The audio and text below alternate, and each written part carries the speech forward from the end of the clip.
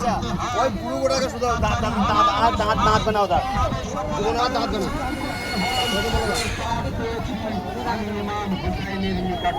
তিনি বলছেন জাতির জনক ভারত এক বিজয়ী রাষ্ট্র হতে চায়, এক স্বাধীন রাষ্ট্র হতে চায়, তাকে ইমাম হোসেন আলাইহিস সালামকে অনুসরণ করতে হবে।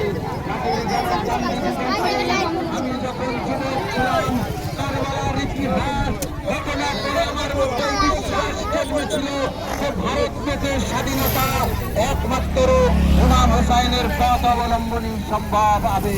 তিনি বলছেন ইমাম হোসেনের ৭২ সেনার ন্যায় যদি আমার কাছে এরকম সেনা থাকতো তো আমি ২৪ ঘন্টার মধ্যে এই ভারতের স্বাধীনতা এনে দিতে পারতাম। কত বড় কথা জাতির জনক বলে গেছেন। কিন্তু আফসোস আজ পুরো বীরভূমের জাতি ধর্ম বর্ণ নির্বিশেষে ও হোসাইনের জুলুসে সামিল হওয়ার কথা, কিন্তু আজ হোসাইনকে চিনল না।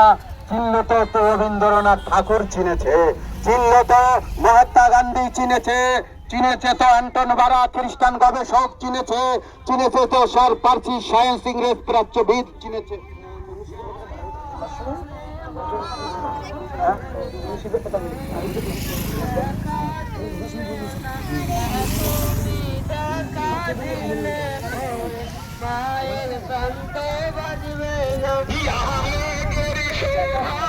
হুসাইনের চাকনে ওয়ালারা, হুসাইনের রাজালাররা, মালা হুসাইন বড় মজলুম ছিল, বড় অসহায় ছিল।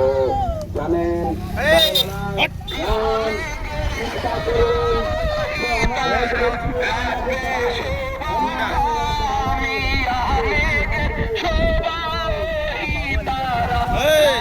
ডাকের ভেতর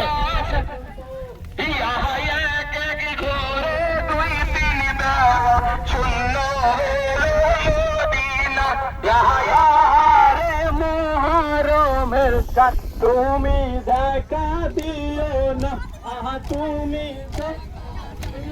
পারে মায়ের প্রান্ত বাজবে না।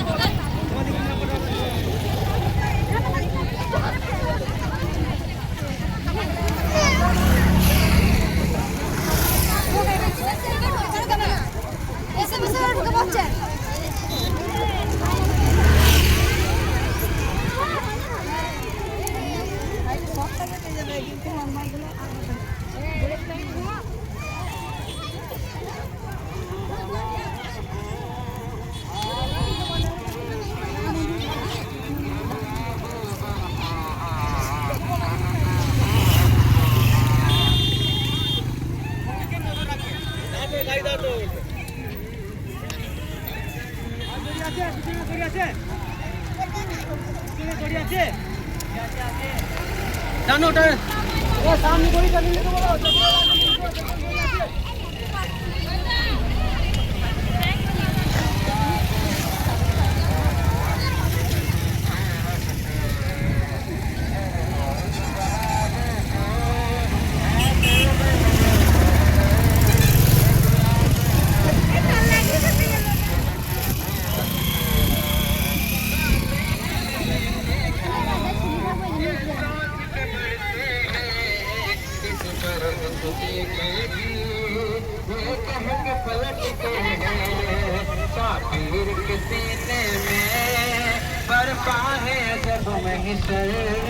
कभी आगे बढ़ते हैं, कभी पीछे हटते हैं, असगर तुम्हारे को हाथों में लिए सर है,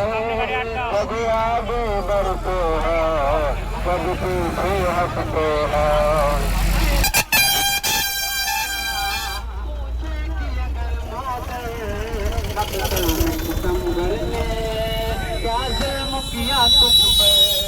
ये सोच के मकतल से खैमे की तरफ सरवर कभी आगे बढ़ते हैं कभी पीछे हटते हैं।